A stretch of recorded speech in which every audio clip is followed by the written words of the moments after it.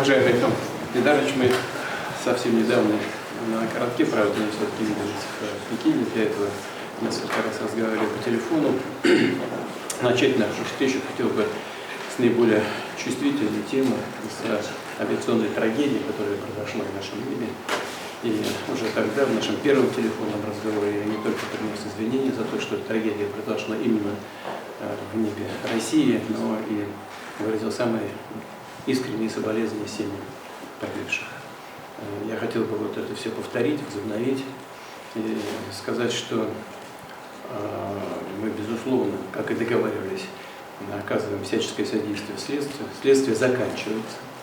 И сейчас в целом можно говорить о причинах этой трагедии, этой катастрофы. Она связана с несколькими обстоятельствами. Первое заключается в том, что в небе находился украинский беспилотник. Мы ввели сразу 3 таких беспилотника, которые пересекли границу Российской Федерации ночью, в день трагедии. Вторая причина заключается в технических сбоях самой системы ПВО России.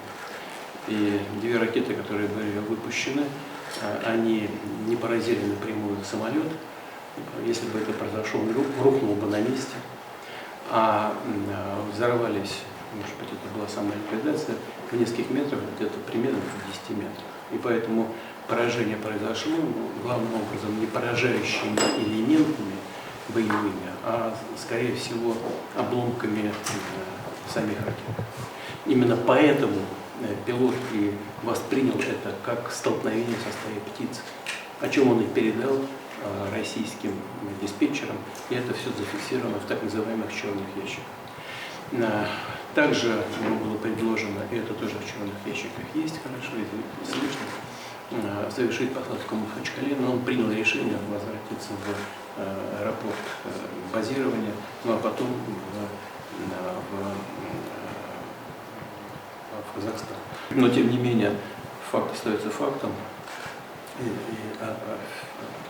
Причины трагедии, вот я сейчас вам изложил, это все находится в документах после тщательного анализа технических характеристик того, что происходило, и выверки прямо по секундам результатов этого так называемого черного ящика. Ну, мы с вами тоже обсуждали эту тему позднее. Безусловно, все, что требуется в таких случаях, в таких трагических случаях, будет сделано с российской стороны по компенсациям, и будет дана правовая оценка всех должностных лиц, действий всех должностных лиц. Конечно, эти слова, связанные с этой трагедией, направленные на поддержку, моральную поддержку семей, они в таких случаях не решать главную проблему, не вернуть к жизни людей, которые ушли из жизни в результате трагедии. Но наш долг, повторяю еще раз, мы с вами с самого начала об этом договаривались, дать объективную оценку всего, что происходило, и выявить истинные причины. Но это требует определенного времени для того, чтобы окончательно поставить точку, наверное, потребует еще какое-то время. Но в целом, в основном, я изложил то, с чем меня ознакомили буквально накануне нашей встречи, вчера, позавчера еще даже, честно говоря, сегодня ночью я звонил в Москву и спрашивал, есть ли какие-то дополнительные детали. Практически все, что мне известно, я вам рассказал. Вот это первая часть. Вторая, хотел бы отметить, что несмотря на это наши интересы, взаимные интересы во многих сферах совпадают, очень близки, и прежде всего, конечно, это касается торгово-экономических связей. Вот, несмотря на все нюансы, связанные с этой трагедией, которую я сейчас сказал, и какие-то вещи, связанные возникшие в связи с этим, несмотря на это, торгово-экономические связи развивались и развиваются успешно.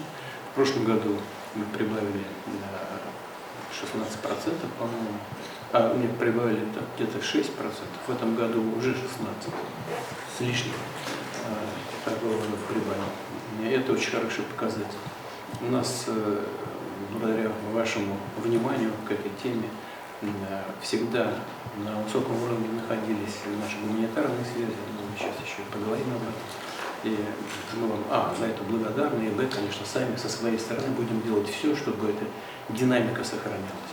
Ну и разумеется, ситуация в регионе, ситуация в целом на международных площадках. Наши МИДы всегда работают очень плотно друг с другом. Я надеюсь, что это сотрудничество будет не просто восстановлено, а продолжится в духе наших отношений, в духе нашего союзничества. Мы никогда об этом не забываем, помним о том договоре, который был не так давно подписан, и со своей стороны будем делать все для того, чтобы реализовывать все его основные положения. Благодарю вас. Спасибо большое, Владимир Владимирович. В первую очередь хотел бы выразить благодарность за встречу.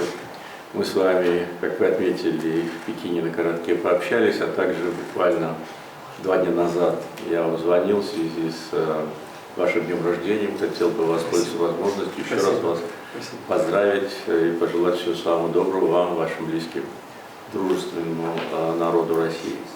Ну и, конечно, особо благодарны за эту подробную информацию в связи с трагедией декабря прошлого года, когда самолет азербайджанских авиалиний потерпел катастрофу.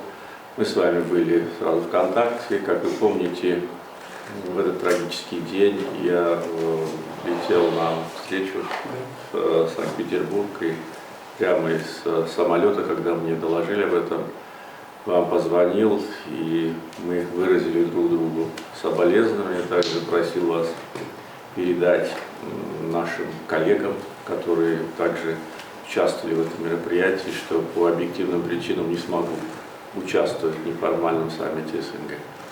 Также хотел бы поблагодарить вас за то, что вы лично держите эту ситуацию под контролем. И как мы с вами неоднократно обменивались мнениями, а также члены наших команд постоянно в контакте, вы лично контролируете ход следствия, и у нас не было сомнений, что оно объективно во всем разберется. Поэтому хотел бы еще раз выразить благодарность, именно что вы сочли нужным на нашей встрече именно осветить этот вопрос. Ну и как вы отметили, не только торгово-экономические отношения, но и по всем другим направлениям в этом году отношения успешно развивались. Как вы отметили, в развитии товарооборота есть хорошая динамика. Также по всем другим направлениям нигде не было никакого замедления или же отката. Наоборот, те дорожные карты, которые мы с вами утвердили, они успешно реализуются. Также была проведена относительно недавно межправкомиссия российско-азербайджанская, где сопредседатели подробно обсудили широкий спектр вопросов, и не только торгово-экономических. Ну и, конечно, сегодня хорошая возможность еще раз пройтись по повестке дня. Она у нас достаточно обширная и позитивная. Так что еще раз благодарю за эту информацию и уверен, что те месседжи, которые мы сегодня отправляем нашим обществом, будут также позитивно восприняты. Спасибо.